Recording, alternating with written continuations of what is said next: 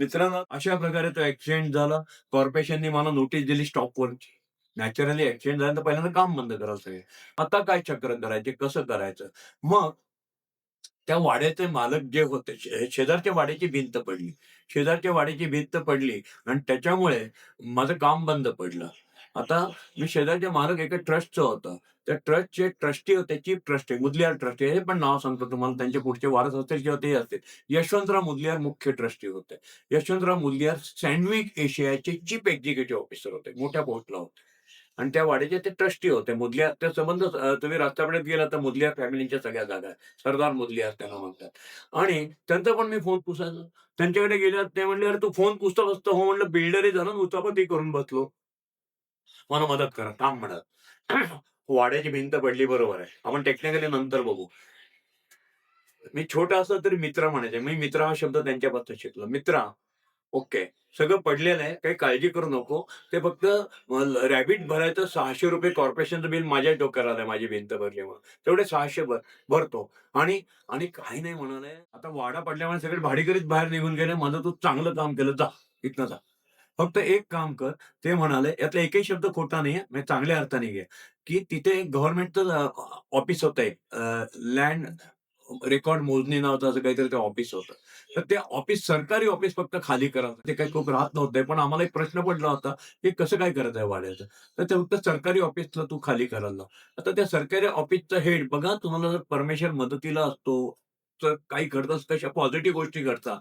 त्या सरकारी ऑफिसचे ते काहीतरी रेव्हेन्यू संबंधीचं ऑफिस होतं. त्यांचे जे हेड होते, त्यांचं नाव होतं के.एन. इनामदार.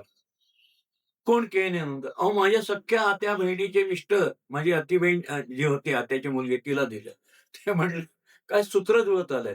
आता मग तांब्याच्याकडे गेलो. तांबे एस-टी इंजिनिअर होते. "सर तुम्ही काम बंद केलं, मी पैसे कसे देऊ?" ते म्हणले, "हे बघ, मी तर काम बंद करणार. समजा मी तुला परवानगी दिली काही करून, तरी शेजारची ज्याची भिंत पडली तो कोर्टात जाईल ना."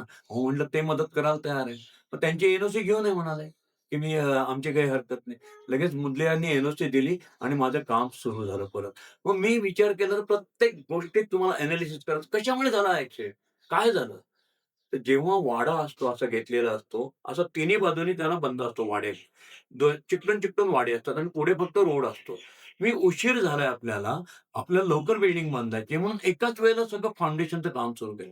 वाडा पाडून घेतला, तो सगळा खड्डा तयार करून घेतला, तळघरासारखा ज्यात कॉलम सुरू करायचे आणि एकूण किती काहीतरी 22 कॉलम असतील. तर 22 कॉलमची खोदाई एकाच वेळेला सुरू केली.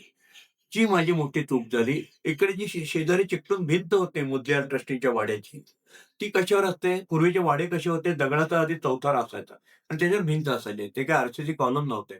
आता त्या दगडी चौथऱ्याच्या खालची माती माझ्या बाजूची मी काढायला सुरुवात झाली, कारण मला फाउंडेशन घ्यायचं आहे.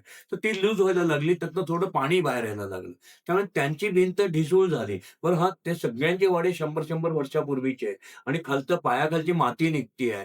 त्यामुळे ती भिंत पडली. मग काय करायला पाहिजे होतं? मी सारखं संशोधन करतो, की ही चूकच आहे. तर तुम्हाला एखाद्या अडचणीच्या ठिकाणी तिन्ही बाजूनी जुने वाडे आहेत, जुन्या भिंती आहेत आणि तिथे तुम्हाला जर फाउंडेशन घ्यायचं असेल, तर एका वेळेला 28 कॉलम घ्यायचे नसतात. एका वेळेला या कोपऱ्यातला एक सगळं खड्डाच नाही घ्यायचा. आधी या कोपऱ्यातला खड्डा करा, तो कॉलम उभा करा, तो बुजवा, मग त्या कोपऱ्यातला करा. भले तुम्हाला एकत्र एकदम केल्यामुळे सगळे तुमचे फुटिंग सगळे 2 महिन्यात होणार असतील, त्याला 6 महिने लागतील. पण कुठल्याही परिस्थितीत फार तर एका वेळेला 4 कॉलम करा. एक पूर्वेचा, एक पश्चिमेचा, एक उत्तरेचा, एक दक्षिणेचा सगळा लोड नाही आला. मग अल्टरनेट असं करत जा, हे तिथे शिकायला मिळालं. हरकत नाही म्हणलं.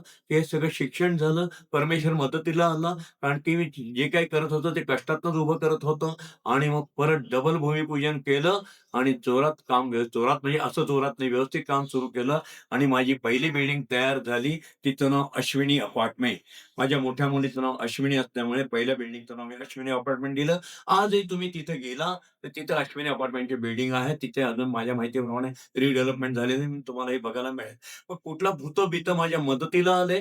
भूताने त्रास द्यायचा प्रयत्न केला. बिल्डिंग पडली-बिडली त्याला आपण गमतीने म्हणतोय. पण भूतं पण मित्र झाले. अरे भूताना पण मैत्री करा. तुम्हाला कोणी काही त्रास देणार नाही आणि तिथनं पद्धतीने मी बिल्डर व्हायचं माझं पहिलं स्वप्न पूर्ण झालं.